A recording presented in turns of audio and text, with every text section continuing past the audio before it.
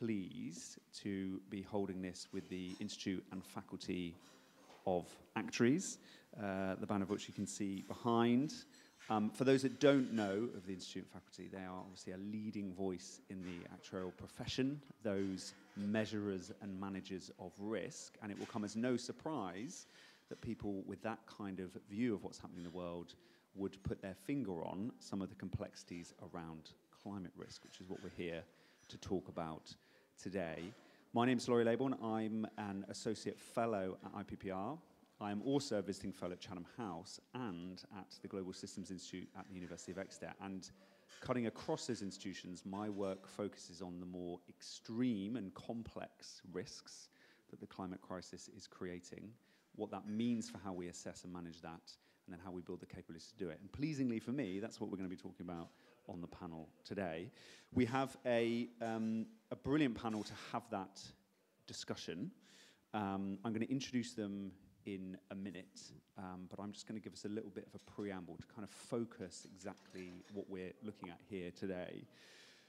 So the risks created by the climate and nature crisis are more, I would say, severe and complex than a lot of people are talking about. Now, in some ways, that feels counterintuitive.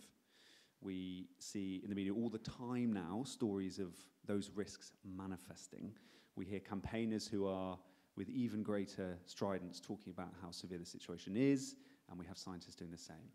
So it feels like we have got a pretty good idea as societies about how extreme and complex these risks are. But unfortunately, we know that isn't necessarily the case, or it isn't in the places that really matter.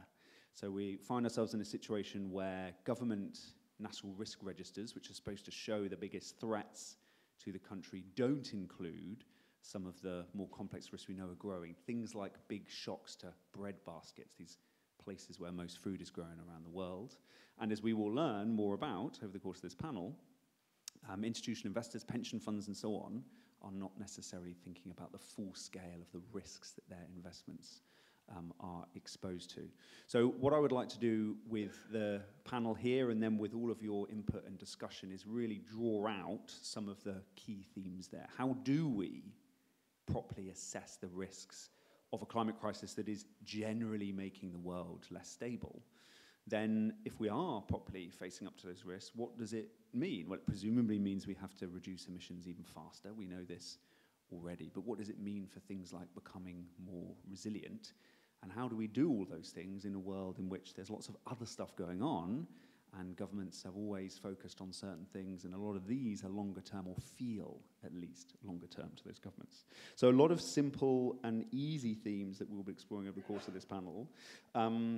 I'm really pleased to be joined by a stellar cast that will help us tease that out.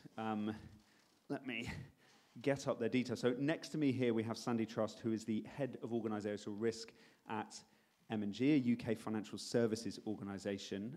Sandy is also a member of the Institute and Faculty of Actuaries Council and was a past chair of the Sustainability Board. Sandy was the lead author on a recent report called The Emperor's New Climate Scenarios, which looked at, as he will explain, how people in the financial sector are not properly thinking through the scenarios of what can happen into the future. Next to me we have Miatta, who is the Chief Executive of the New Economics Foundation, and also the Labour parliamentary candidate for Camberwell and Peckham. If you don't know the New Economics Foundation's work, it's looking at how we can make deeper changes to the economy to make sure it serves people and planet. And I'm sure, Miatta, you'll be drawing out some of the deeper changes that these climate risks impel us to make in the economy. And then at the very end, we have Cliffe, who's a visiting fellow as well at the Global Systems Institute at the University of Exeter. Your big focus there is on developing these useful scenarios that actually will guide decisions in the financial sector and further afield. And Mark also served as the Group Chief Economist and Head of Research at ING Group from 2006 to 2020, and was the lead author as well on a recent report, which we have there. Also with the Global Systems Institute, a recurrent theme here, which is looking at developing some more realistic climate scenarios to drive decision making. So what we're going to do is follow the traditional panel format. We're going to come to Sandy first, then Mark, and then Miatta. They're going to talk for about 4 or 5 minutes, and they're going to go through their main themes, drawing out some of the elements that are in these 2 really important reports. And then we're going to enter into a bit of a discussion, and I really want us to try and tease out some of the themes. One thing that we must all promise, though, these are complex subject matters. They involve lots of jargon and different terms. I want to make sure that everyone is always making sure that you're cutting through any acronyms or explaining some of these more complex terms. And I will hold people out on that when you're slipping into some jargon, okay? So, without further ado, Sandy, I'm going to hand over to you. Yes, good afternoon. Thanks, Laurie. I'm the actuary. Buckle up. We're the profession tax lawyers make jokes about. So we'll start with a question. A minister approaches you and they say, how bad could this get? How bad could this get? We're at 1.2 degrees of warming. We've got fires, floods, droughts, storms, extreme temperatures. How bad could this get? What's the economic loss we could experience at 3 degrees of warming? I need to know this. I need to know this to make a long-term policy decision. And you look around the place, and you get 2 options. Which are you going to tell the minister? Option A, 2%. 2% GDP loss at 3 degrees of warming. And option B, 80% GDP loss at 3 degrees of warming. Who's option A? 2%. Any takers? Any takers? Option B, 80% GDP loss. Yeah, okay, most of the room, 80%. So what's the point of that? The point of that is realistic risk assessment, as Laurie was talking about, is incredibly important. Is that a snake or is it a stick? You react totally differently. And I guess a question, most of the people here said 80%. So how on earth do you get 2% as an answer? I mean, I'm not sure of the climate experience and economic experience in this room, but let's tell you a little story about how you get 2% of the answer. First thing you do, very sensibly, you look backwards and you say, well, what happened in the past when it got a bit hotter? People worked a bit less, so we can make that assumption that people work a bit less in the future. Sounds very reasonable. What other assumptions should we make? Oh, I know, climate impacts weather. So anybody who works indoors won't be impacted by climate change. 87% of the economy. And by looking backwards, you exclude all of the risks you face in the future. You're looking backwards from the deck of the Titanic on April 1912 and saying, it's been quite a smooth voyage so far. So that's what economists did. They looked backwards and they excluded nearly 90% of the economy, and they got a very small answer. 2% GDP damage at 3%, 3 degrees of warming. And that wouldn't be too bad if the global financial sector wasn't using that methodology. So first generation climate scenario results that regulators told firms to do said 6%, slight improvement, 6% GDP damage in a hot ass world. They've ratcheted that up to 20% now, but I put it to you that that's still far too low. And it's not just financial firms doing that. Central banks and regulators in over 30 countries have used these models to assess the resilience of their economies and financial systems to climate change. And that, I put it to you, is a really big problem, because when the financial sector is saying, it's not so bad, the very best outcome there is some absolutely worthless modelling, but of course, a much more serious outcome is delay and distraction, and actually giving fire to people who want climate change to be delayed. So that's how you get to 2%. And the person who did that won the Nobel Prize for that work. Fantastic. Now, I would say that there's a level of warming at which we will experience 100% GDP loss. It is simply difficult to see if we extrapolate what is already happening and then put tipping points on top. You're all familiar with tipping points, I assume, because you've all tipped over a glass of water. It's much more difficult to put the water back in the glass. So these are things like the Greenland ice sheet, Arctic sea ice, switching off major ocean currents. Once they tip, it's very difficult to tip them back. They all act to either accelerate climate change or accelerate the impacts, accelerate sea level rise, and many of them start to tip already, or certainly 1.5 degrees of warming, so 6 out of 18, something like that. So tipping points, plus what is already happening, give the credence to what we talk about, which is something we do in financial services called reverse stress testing. And this is something you have to do in financial services, a regulated entity. You have to think about what could ruin you and work backwards from there to try to mitigate or avoid the risks. So if you pick a temperature, 3, 4, 5, 6 degrees, at which we lose everything, and work backwards from there, then you start to see really significant GDP losses between 2 and 3 degrees, which I think is much more credible. The point isn't when we lose everything, we could argue what we can about that. The point is that as you go past 2 degrees, you start to see significant losses, okay? So that is what we're pushing for, much more realistic risk assessment. Now, you'd have to be an actuary or a mathematician to work out if you lose 80% or 100% GDP, avoiding that is going to be overwhelmingly economically positive, and that's one of our conclusions, that mitigating climate change will be overwhelmingly economically positive. And those are really the key findings from the Empress New Climate Scenarios. We've brought together scientists and risk managers. You need to put those disciplines together. Scientists think differently from risk managers. I know that's pretty heavy, right? So I wanted to touch on the fueling economic prosperity piece of this and just talk about the transition, which I would say is inevitable, is exponential, and is happening this decade. It is going to be much cheaper to run a renewable economy because you have to pay for sunlight and you'd have to pay for wind.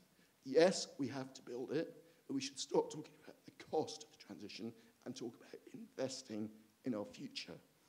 You also don't have to ship 15 billion tons of fossil fuels around the planet every year. If you were to stop shipping fossil fuels, you would cut shipping emissions by 40%. So it's going to be much cheaper. How much cheaper? 12 trillion. 12 trillion. There would be more jobs, 30 million more jobs created than the 30 million lost in fossil fuels. We have the solutions, we have the technologies, we're building the grid capability. We have to build, I think it's 1.25 million miles of grid every year, and we're building 1.2 million. So we're building 95% of the grids already, and we are building the production capacity. So let's get on with it. Let's have some long-term policy making to accelerate the transition informed by realistic risk assessment. Great, thank you, Sandy. And I just...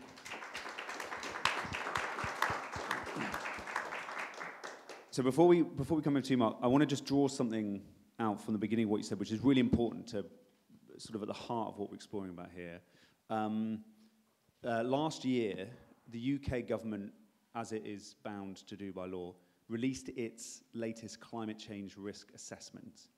At the top of the press release for that climate change risk assessment, it said that the potential impact of climate change on the UK by 2045, if at that point there's a 2-degree temperature rise, right now it's about 1.1, 1.2. The impact on the UK is a loss of UK GDP of about 1%. Now, if you're a minister or politician, you look at that and you say, oh, that's probably less than the cost of COVID. Okay, great, right?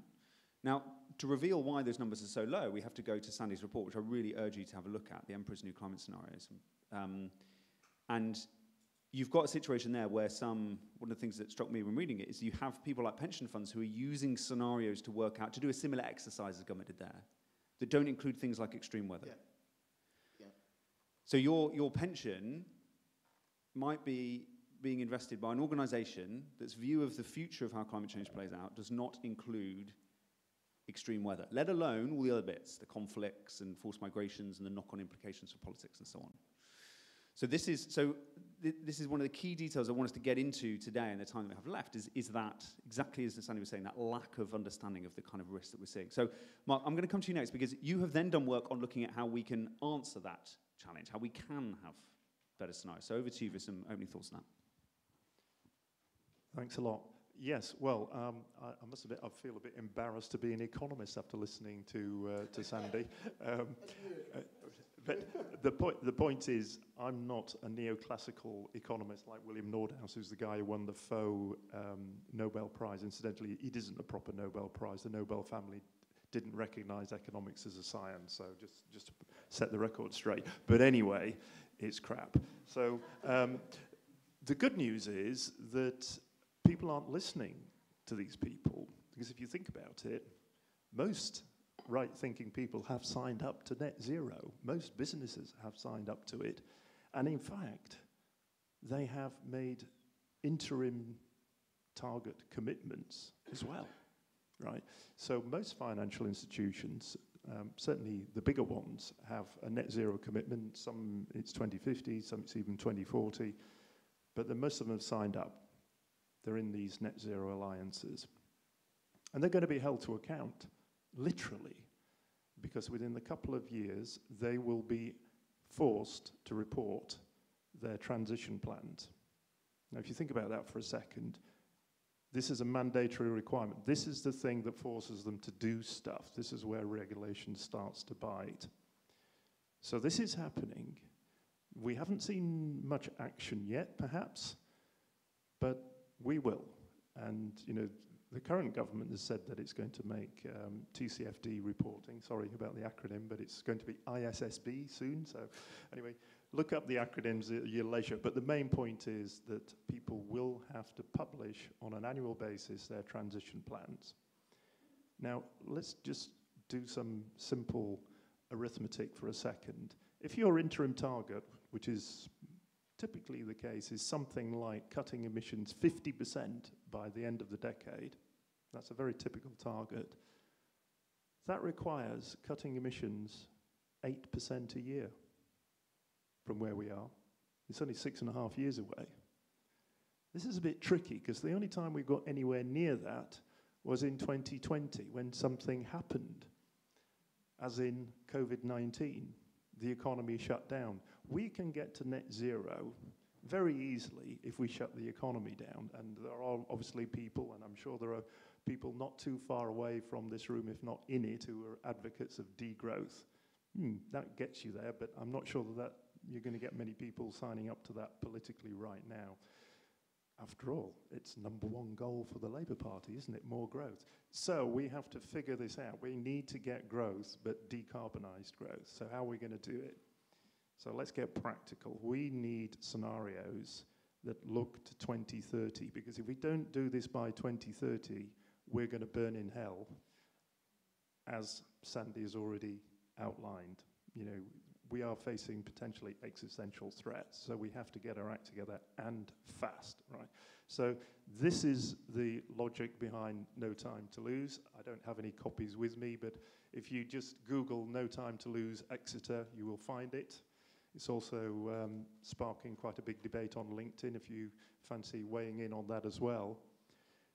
But the point is that there is lots of volatility out there that is totally absent from the classic sort of mainstream scenarios that you've heard about already from Sandy. You know, the official scenarios basically exclude anything that's volatile, right? Weather, there's no weather in it.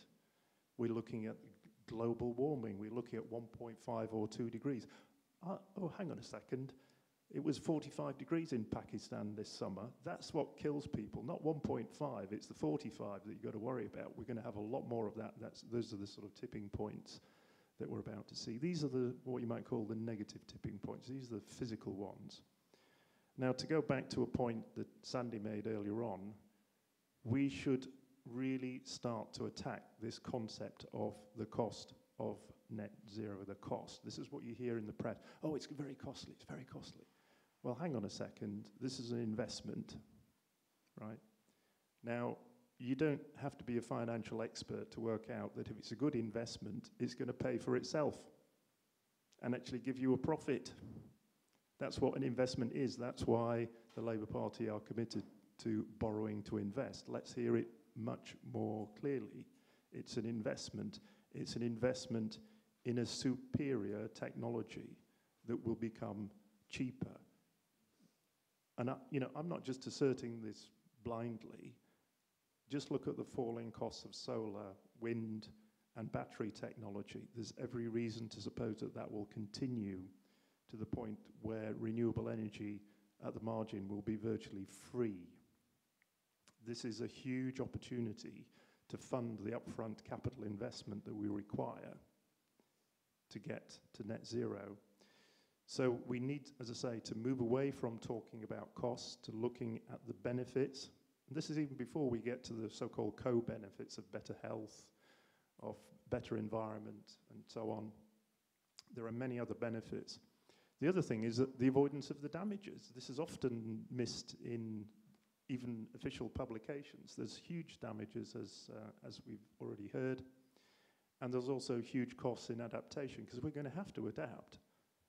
The deterioration in the weather is literally baked in for at least the next couple of decades. It's going to get hotter pretty much whatever we do over the next 20 years, and it's going to get hotter and more extreme in an exponential fashion. So we're going to have to spend a lot of money adapting to this new climate. So the benefits of net zero far outweigh the costs.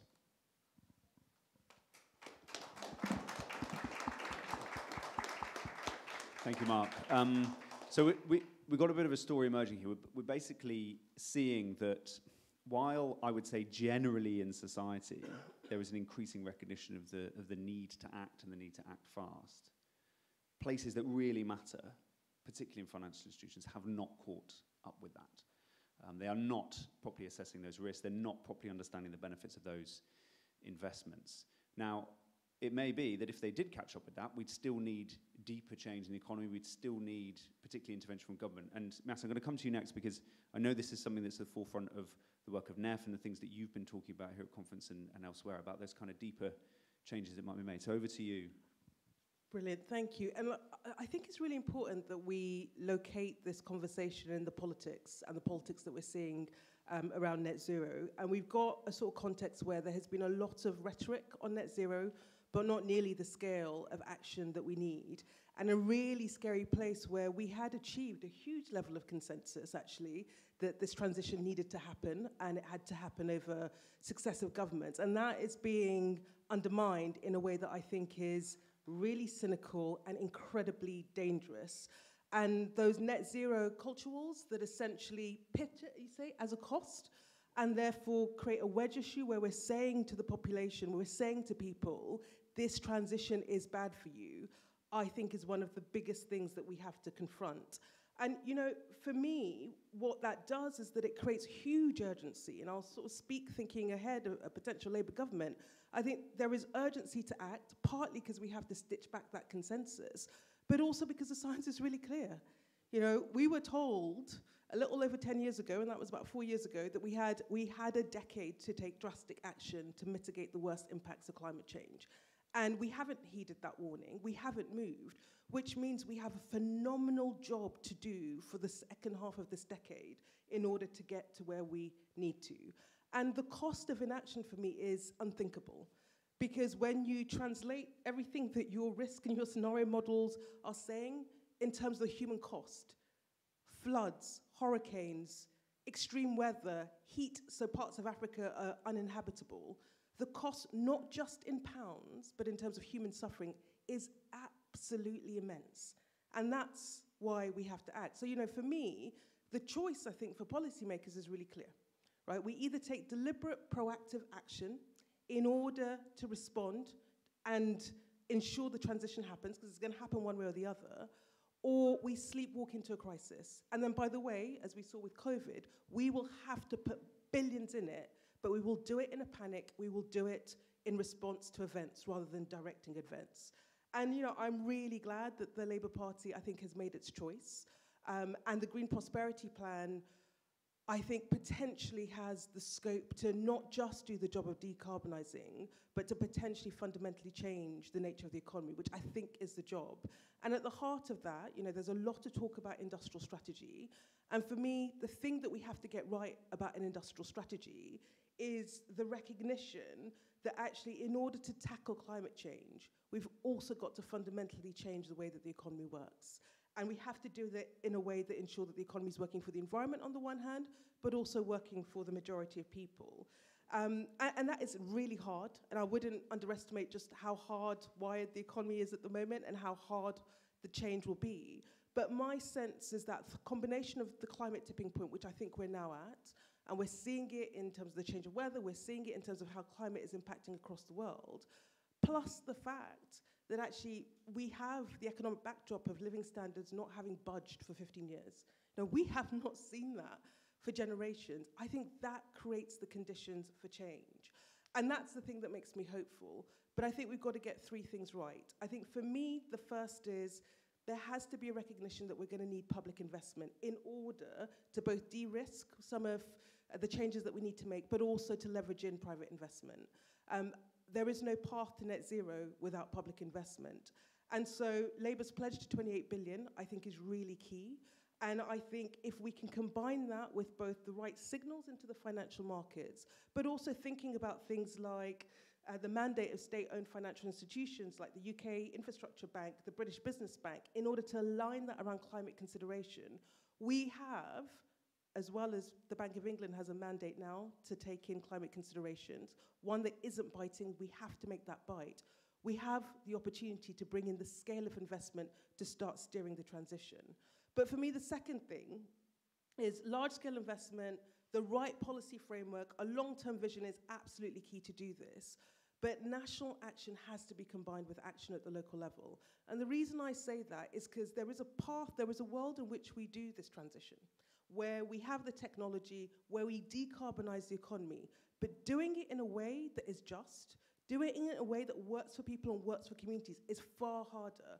And unless we give powers, unless we give the resources at the local level so that local and regional government can sit hand in glove with their communities and say, how do we make this transition work for this community? What does that mean in terms of jobs that we create? What does that mean in terms of the skills that we need to build, the workforce we need to create? We will not get the transition right for people.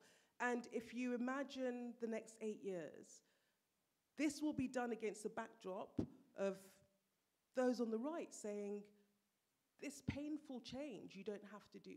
We have time. What about China? What about India? Why are you acting? So against that backdrop, it has to be really clear that there is a plan that means we do this transition in a way that lifts communities up.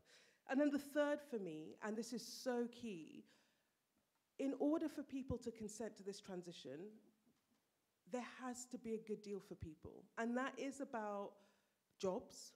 And you know, today in Rachel's speech, she talked about how that 28 billion will translate into particular industries and particular places that will unlock jobs. But it's also, for me, about bread and butter things. It is about a transport system. We've got to decarbonize the transport system. So there is a chance to create public transport in places that not connects places, that creates economic growth, but is bread and butter material for people. Energy, cheaper energy that people can rely on. Homes that are no longer damp, moldy, drafty, and housing. You know, we have to build a lot of homes to deal with the housing crisis. We have no choice but to make them net zero homes. There is a whole industry that will need to be built around that. And I think that is the opportunity. And then for me, the final bit is people have to have a stake in the green economy. When we are saying there is going to be a massive disruption, because there will be a massive disruption, we're looking to fundamentally change every part of our economy. There has to be a deal for people where they say, we have a stake. When the green economy does well, we do well. And for me, I think there are really interesting examples happening across the country where through cooperative models of organizing industries, clean energy, cooperatively owned, we have an ability to say to people, you have a stake in this new industry. When it does well, you do well. And so I'm really hopeful. It's going to be incredibly hard. But I think we have to hold on to the endpoint. We have to hold on to the benefits in order to counter the politics that this transition, that by the way, if we allow it not to happen, will absolutely hammer all of us. We have to have a story about the upside and the benefits and how this will fundamentally change people's lives, change the economy, but change it for the good.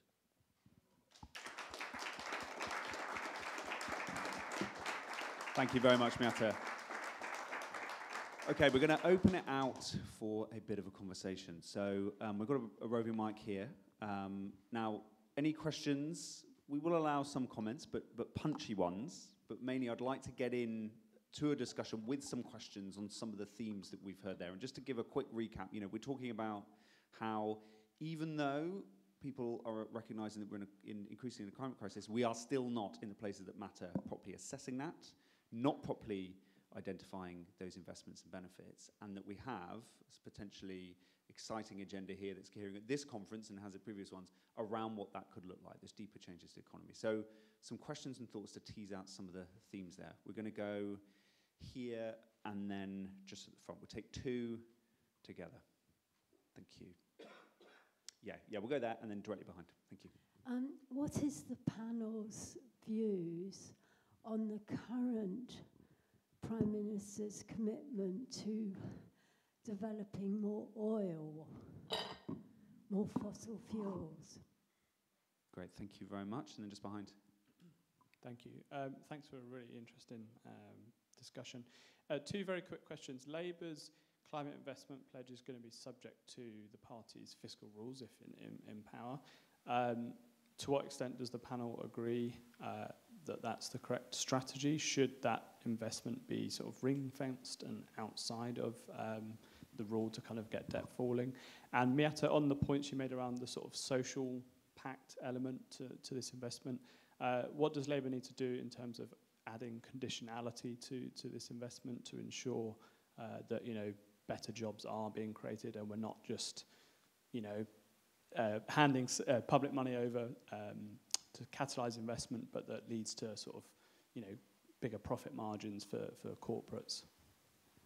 Great, thank you very much. Okay, so who would like to have who would like to give their view on the current strategy of investing more in oil and gas? And remember, we don't swear on panels at conference. Yeah, great questions, thank you. The IEA and others have been absolutely clear that we don't need any more new oil and gas. I think, I mean, I'm not an energy expert, but it's also would seem to be the case that it's not necessarily, it's extracted from the North Sea and then used in Britain. So I'm not sure it does just tick the box that, you know, it will be used domestically. So, and it kind of goes back to what actually you're asking for, is long-term policy making, which is informed by realistic risk assessments. And my personal view, I can't speak for the profession, is that investing in more oil and gas is not aligned to that policy. And I just wanted to say, touching on that public investment, arguably the best, one of the best examples of that working really well is Britain and offshore wind, where a relatively small amount of public money really kick-started the offshore industry. So I think there's a real opportunity for that, 28 billion to do amazing things. Thanks, Sandy. And one thing to quickly point out on there is that the actuarial profession has been very clear in pointing out that, let's take insurers, they're undermining their own business model in a way by continuing to underwrite fossil fuel investments, which then are leading to high temperature rises, all of the destruction that then is hitting back on insurers. So there's that feedback loop that's opening up there as well, isn't there? I'm going to go to Mark and then I'll come to you, Miatta, with your specific questions. Well, just on the general point of investment, and I think to your point earlier about the importance of public investment being catalytic, the important thing here is it needs to de-risk the investment to crowd in private investment. So in other words, it needs to be much more sort of entrepreneurial, taking equity stakes, not just, you know, making grants and loans and so on. So I think that would be a very powerful way of really getting the kind of leverage that we need, because the vast bulk of the investment has to come from the private sector. That's obvious.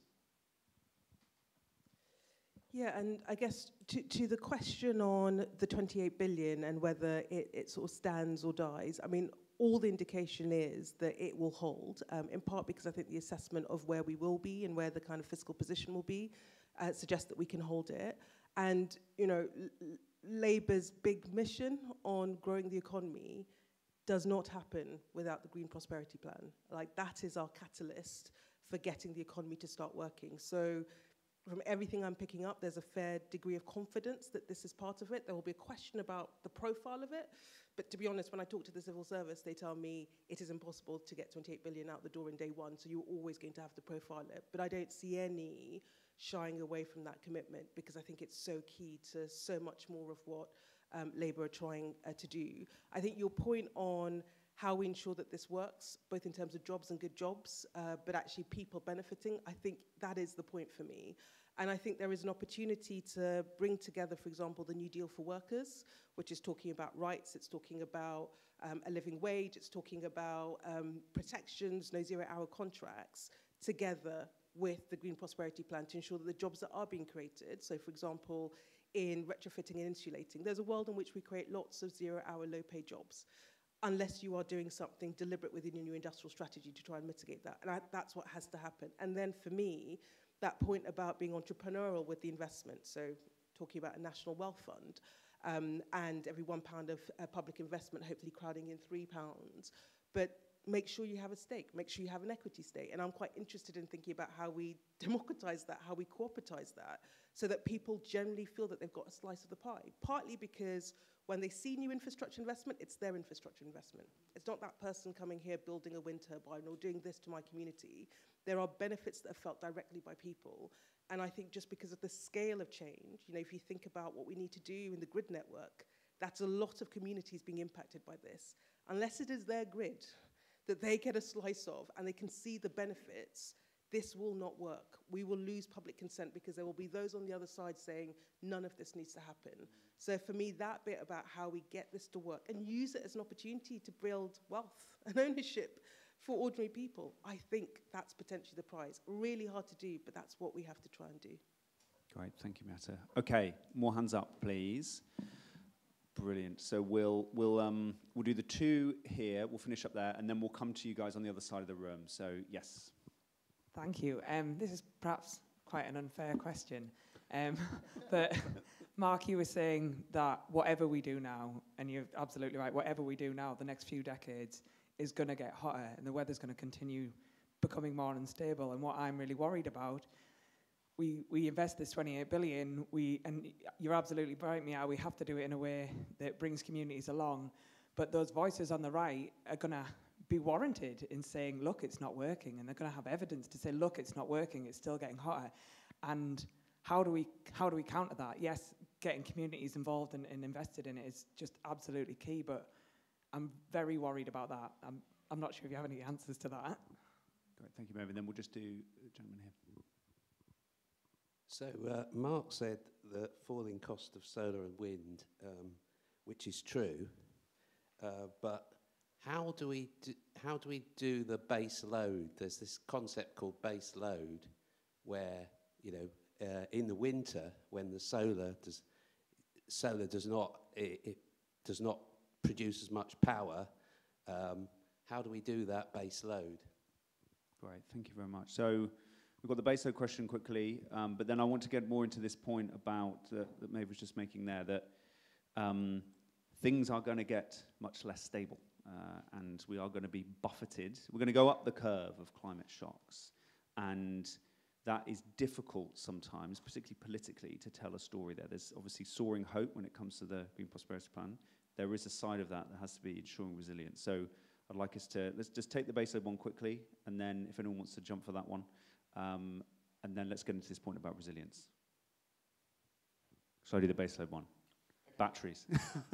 Batteries, like a whole mixed market model of different energy sources that help us reduce our emissions, right? So that battery technologies are improving at a pace that we haven't seen for a very long time, from my understanding. We have that in a mix with all sorts of different forms of electricity. I'm not an energy modeler, but I understand from the best stuff that it's very credible that you would be able to have a net zero electricity system that was able to ensure that you had a balance between reducing demand on one side, so minimizing energy use and doing that almost at a per second level of reducing that energy demand. And on the other side, you've got a whole mix of different forms of supply, and that there's confidence that with the vast investments and the right grid to connect it all together would actually lead us to a situation where we could have a net zero electricity supply, is my understanding.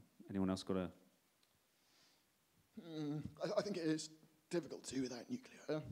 I think has to be. It's difficult to get to net zero credibly without nuclear, even with exponential growth. It's my kind of personal view. Again, I'm not an energy modeler.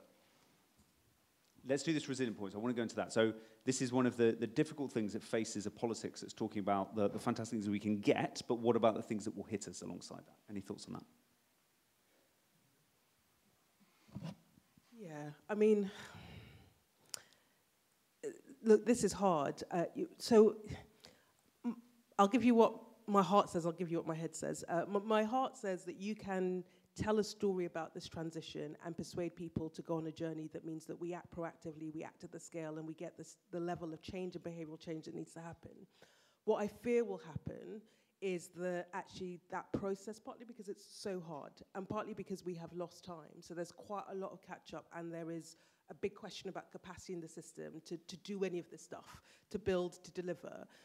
And my fear is that what will happen is that we will start seeing the impacts. We're already seeing the impacts of climate change. You know, before it was like, there was an island over there, it's bad, but it's not affecting us. And it's getting closer and closer. The heat waves in Europe, those floods in Europe, they are coming closer and closer. So I fear that what we're about to see are just extreme things that kickstart the panic. And my hope in that world is that there is enough work that has been done that when political minds are focused, because in the end, you know, the thing that the pandemic taught me was when political minds are focused, extraordinary things can be done in a really short space of time. And if you'd said to anyone 5 years before the pandemic, that sort of global response, what we did on vaccines, all of that would have happened within a matter of less than 2 years. People would have said never. The system can't move, that you can't have that innovation, you can't have that responsiveness. And we did it. And I think what will happen is that we will have, and unfortunately, the tragedy is that we are seeing the stuff on the global south and it's not shifting the global north. And it will have to come onto the shores of the global north for people to say, like, this is now our crisis that we own. And then we will see concerted action. And my only hope in that is that we've got sensible level heads in politics. And at the moment, unfortunately, I don't think we have sensible level heads in politics that can respond and say, this is happening, and we now need to put aside all the bollocks. We need to put aside all of that, and we need to act. I think that's how it will play out. And I think, unfortunately, it's about to play out in the next 6 years. Great. And then let's have a quick one from Mark as well. Thanks, Miatta. Yeah, just on this point, I think not enough attention is being paid to adaptation. We have to prepare for this. This, you know, we talk about risk. This is not a risk. This is a certainty. We have to do this. We have to do it preemptively. And we also have to focus particularly on disadvantaged communities. Obviously, globally, as you mentioned, the global south is in real trouble already, right? But it's coming soon to a place near you. I mean, hello, look at what's going on in Scotland right now. I mean, you know, this is a clear and present danger. So we have to urgently put a lot of effort into adapting to this, and that obviously means retrofitting homes. It means, you know, flood defences, all sorts of things that enable us to survive the increasingly extreme weather events that we're facing.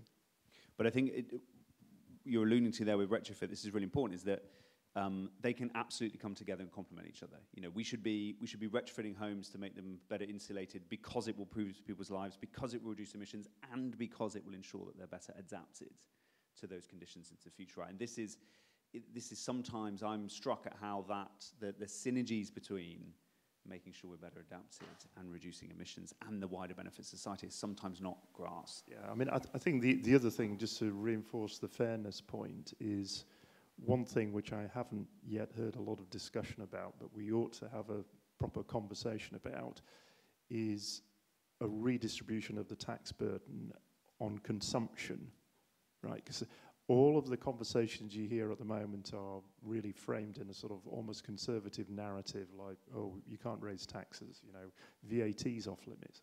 Why? Why is VAT off limits? we could do, it's 40 years since we did any radical restructuring of VAT or increase the rates significantly. There's plenty we can do to shift the burden away from, poorer households. The richer households are the ones who are consuming the big cars and the big houses. You can have a much more steeply progressive set of consumption taxes, which would not only be fair, but also help to curb demand. And you can generate lots of revenue to subsidize public transport, e-bikes, small EVs. We're not going to save the planet by traveling around in 2.5 Teslas with 1-ton batteries. Hello, is this sustainable? No, it isn't. So we've really got to have, I think, a lot more attention paid to, a just green fiscal policy, which includes a reform of consumption taxes as well as others.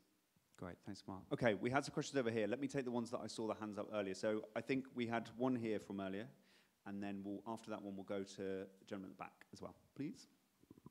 Thank you. I just wanted to look at this question through a slightly different lens. I've spent the last 30 years working in food and farming, and we know that both agriculture and access to healthy, affordable food for everyone has many of these similar challenges, but is also a massive part of the opportunity. But it's still a very nascent space for this conversation.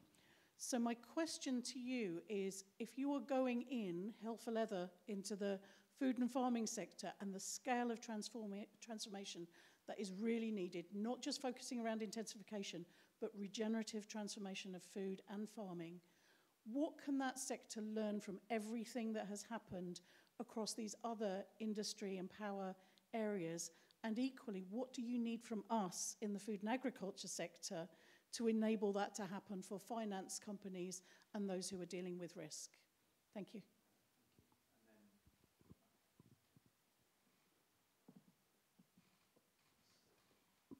Yeah, I am actually making a bit of a comment, so if you want to respond to that one, it's just to feed in to the conversation. Okay, let's do the food one, and then we'll come back to Please you. do. Okay? Yeah. So thoughts on this? The huge challenge facing our situation with food and how it fits with what we've been talking about so far. Yeah, massive piece of it.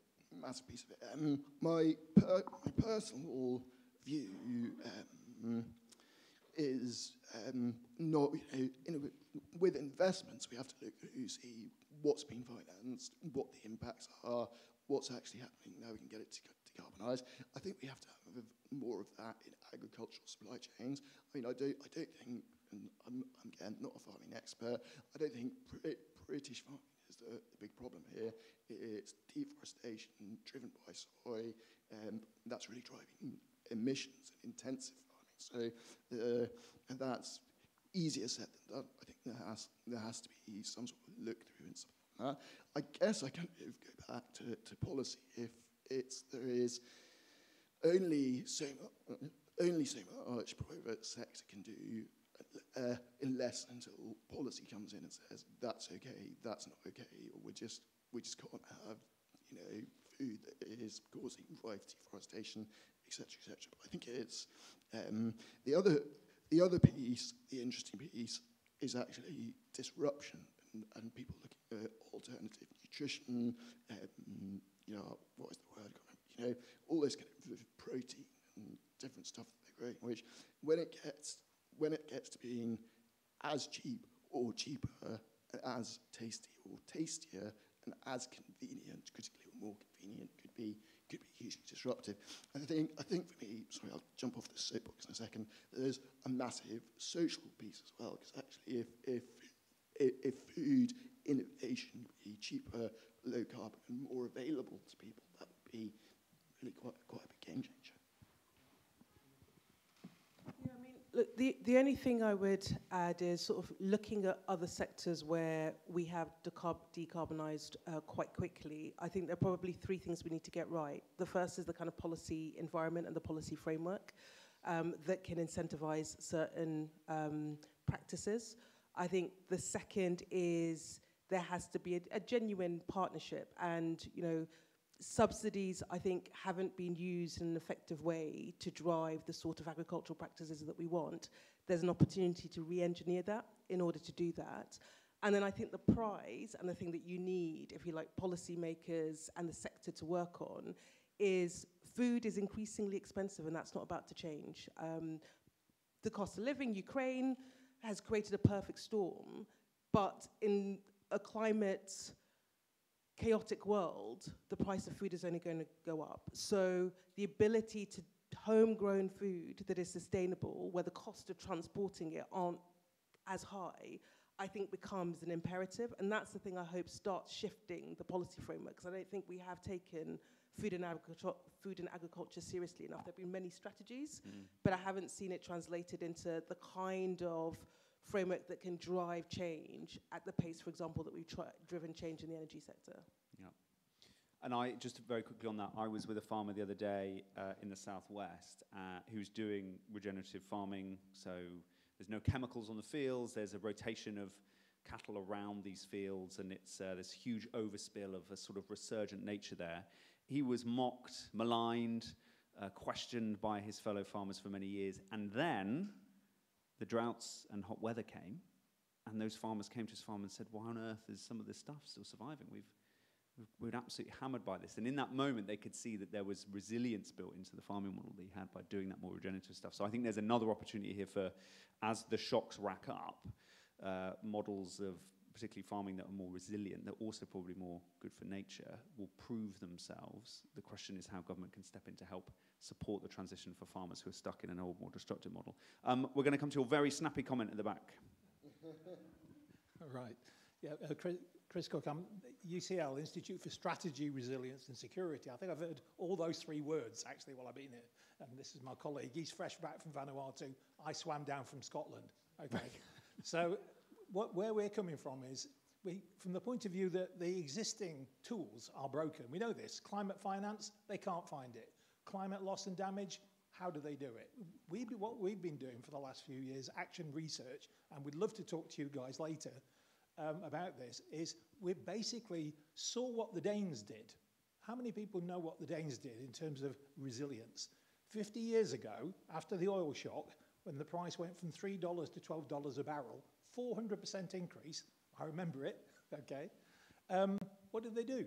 They had a bipartisan, it was basically an oh shit moment, right? Financial resilience was the issue. And they took a strategic decision. It was very simple. They said for any given use of energy, heat, mobility, power, energy use, we will minimize the oil we use.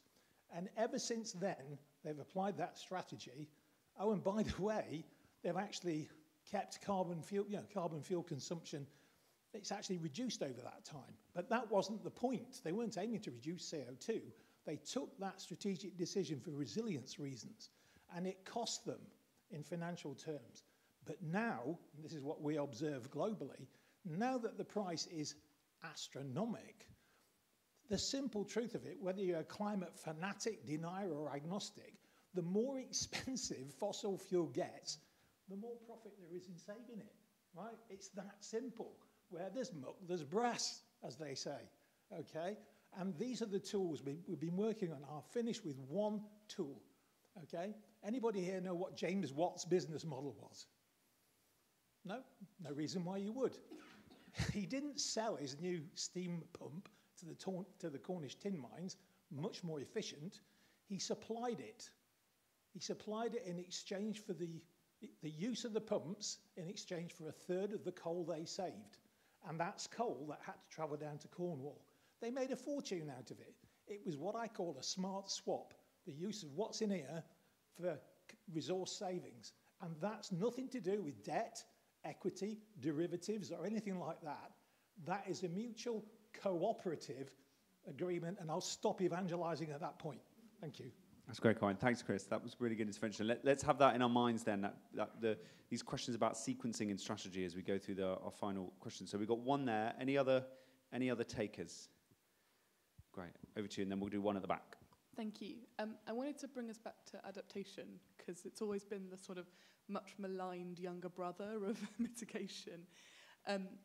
at the UN level, there's a process to develop another acronym, the Global Goal on Adaptation, or the GGA, which is an attempt to bring adaptation in line with nationally determined contributions, so the commitments that countries make for carbon, for decarbonisation. They're attempting to put something in place for adaptation. So is it possible to build global goals for adaptation and resilience? Incredibly difficult to calculate, but a really fascinating process. I wanted to think about that in the context of, if we're doing our calculations wrong on risk, which it seems like we are, well, we definitely are, then when we're looking at a process like building international goals for adaptation, how are we informing those with correct, risk-informed, observations, both qualitative and quantitative? So that's a question. But the thing I've been thinking about, so I work in conservation and in biodiversity, and was talking to one of my science colleagues about, everyone's always going on about how we can, build heat-resistant coral, grow heat-resistant coral. And there's a guy in the Caribbean who's been doing an amazing job for the last decade of growing heat-resistant coral. And they're doing really well, or they were doing really well. They've been surviving every heat event. They've managed to thrive, except last year. 10 years of climate-resistant coral is gone, because the risks, the tipping points are so much higher. So how do you build adaptation models? How do you build adaptation goals when the baselines are shifting at the rate that we know they're shifting? Yeah, very good question. Question mixed with a comment, sorry. Brilliant. Thank you. No, not at all. And then just one more at the back. Thanks very much, Jan Alford from the Vegetarian Society.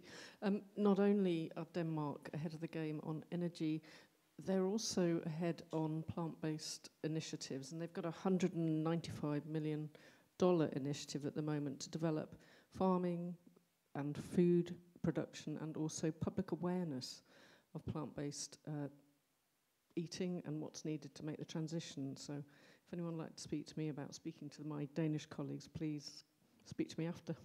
Great, thank you very much. Okay, let's just take up this point about adaptation. I'd like to slightly reframe that in terms of we're at Labour conference.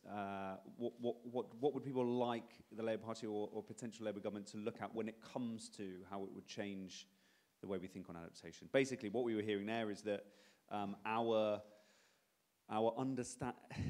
as the climate crisis hits us, it is becoming more severe than we might have anticipated. And every time we properly improve the resolution, we put on better glasses to look into the future, it seems to be more painful than we might have thought before. How do we ensure then that we are better adapted to that as we head up this curve of change? I mean, Mark, should we come to you first and then work our way back down? And the last bit says is, what would that mean for the UK? What would that mean for the UK and the world? What contribution could the UK be making outward into the world that's facing that challenge together, though unequally distributed?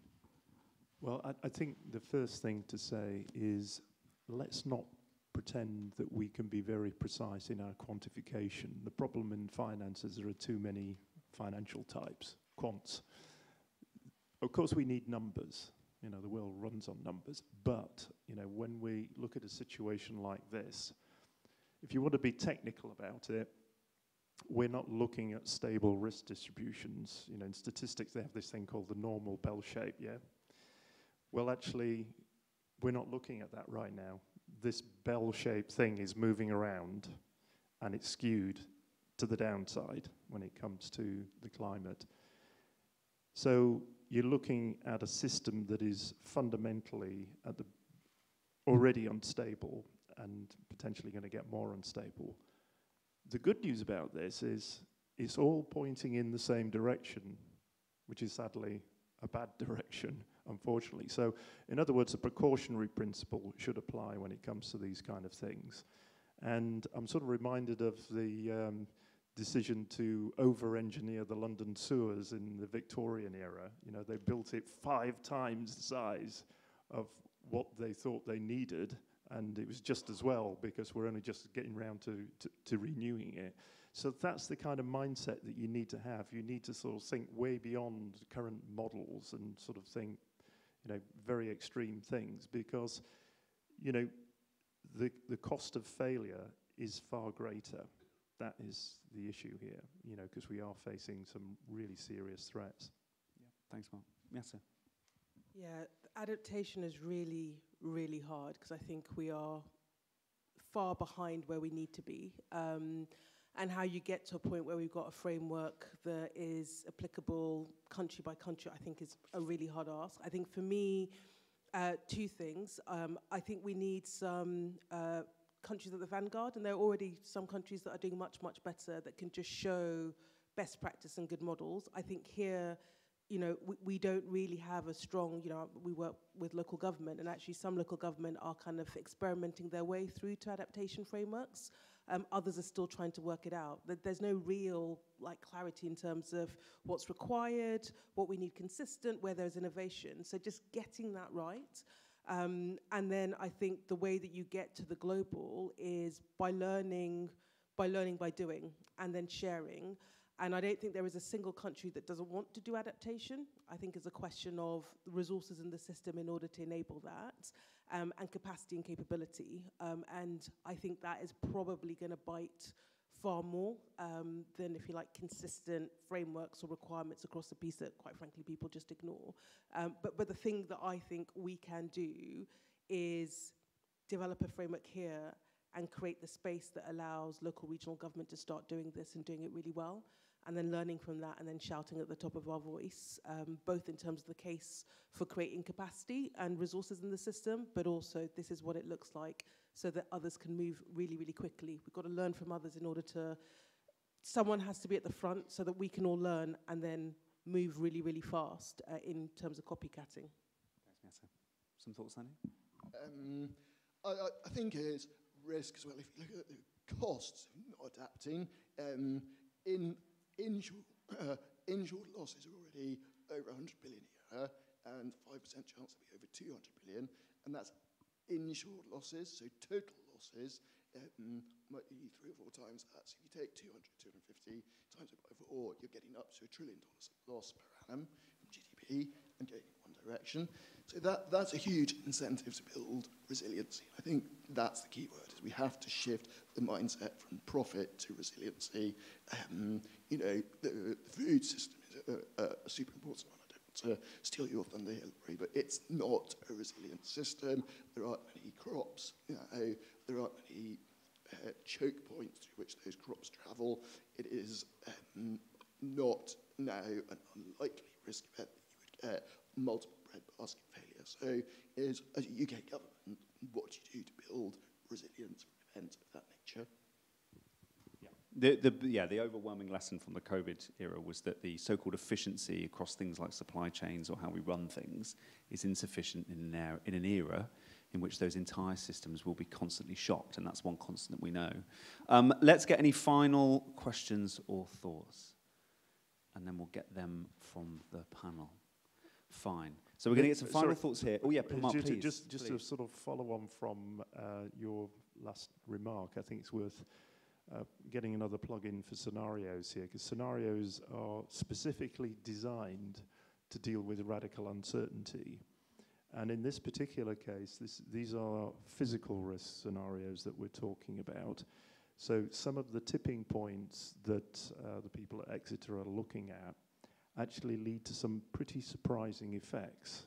So for example, there are some tipping points that would make the UK a lot colder, particularly in winter. Now you think about that from a strategic perspective. This is a bit tricky, because if we're just talking about retrofitting all our houses with heat pumps, we better make sure those heat pumps can cope with Canadian-style winters, because that is one of the scenarios that could unfold over the next 10 or 20 years.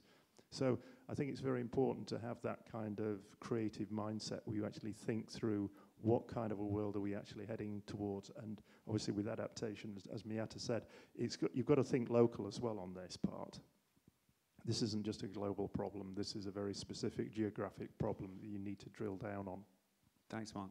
Okay, some final thoughts on the panel. Mark, I don't know if you want to add to that, and then we'll work our way down in this direction. Yeah, well, I think obviously we do need to have, I think, a really radical shift in what's happening on climate policy. It's good to see the Labour Party, tackling this in a very strategic kind of way. We need a full spectrum policy approach, by which I mean we're looking at pricing mechanisms, we're looking at regulation, we're looking at investment. And I think, certainly putting my finance hat back on again for a second, we do need to make these reporting requirements and transition plans mandatory as soon as possible, because I do see that as a catalyst for a lot of change in finance. Thank you, Mark. Miatta. Yeah, I think sort of two final reflections. I think long-term commitment and having a lodestar and being focused on it, I think will be absolutely key over the course of this decade. And I'm grateful that, at least from the Labour side, that's what we're seeing. But we need to go back to cross-party consensus, so that, because this is a sort of 4, 5, 6, 7 Parliament job, and we need that consensus. A sort of reflection, we haven't talked that much about business, and I remember doing a bit of work with quite a big retail company that were thinking about adaptation, and were thinking about what they needed to do to be climate compliant. And the big sort of debate they were having, which I think this is a question for policymakers, was we know we need to do this, and actually, the brand of the business means that we want to do this anyway. The cost of doing it, so for example, the cost of decarbonising something like cotton, which is really carbon intensive, is a massive challenge. And it's like, how do you bring that forward when you have day-to-day pressures as a businesses? And the thing I said is that in some respects, policymakers are going to require this of you at some point. And you can either be at the front of the pack and shape actually the policy landscape, because you can show we're at the vanguard, we've done this, we've done it in a way that works, or it's dictated. And I think there is that conversation, business after business, there's that conversation with consumers that is around that balance between this framework that policymakers create and actually the ability for people to be at the front of the pack and pull policy, because we've got the long-term commitment, but my God, policy is really, really slow, particularly where there's huge amount of uncertainty. When there is huge change, where there's huge volatility, I say this as someone that's worked in government for a long time, policymakers struggle to respond to that. So there has to be a partnership, I think, with all the constituent parts, because this is a shared endeavour. And the more that we can have vanguards in the system pulling policy, I think the better. Yeah, I think we have to shift the narrative from the cost of transitioning to investing for a resilient future. And that includes jobs, prosperity, justice, equity. That's critical. It will be overwhelmingly economically positive to limit the temperature.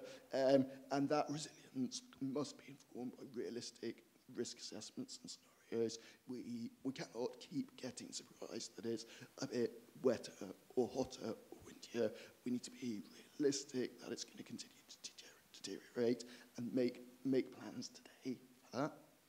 Thanks, Andy. And that's the last note that I want us to leave us on. I really want to sort of impress this on those of you here in the audience. I know many of you are thinking these ways, but what is slightly different about the conversation that we've had here today is that element that Sandy was talking about at the end. We are facing far worse conditions than might otherwise have been thought of previously. That is partly a failure of assessing the risks in the places where risk assessment really matters.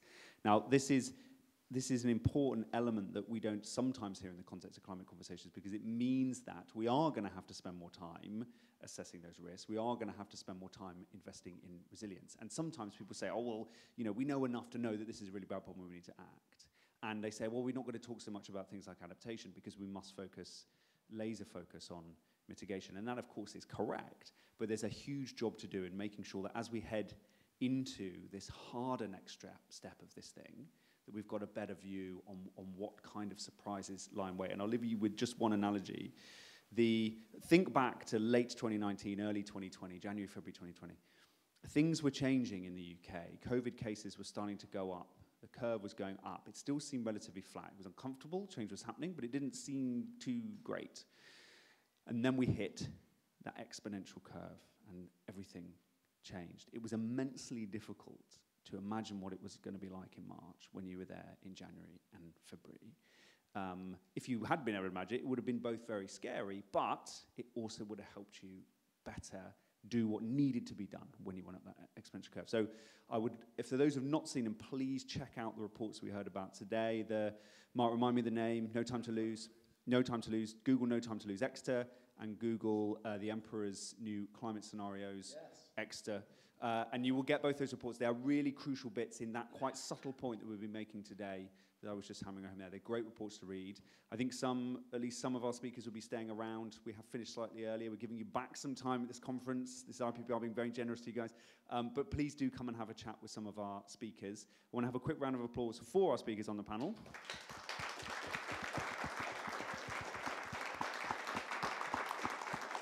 And then I want to say a big thank you to the Institute and Faculty of Actuaries who do fantastic work. There are some reports up here that you can grab hold of. Do we have people here from the Institute and Faculty? Put your hands up.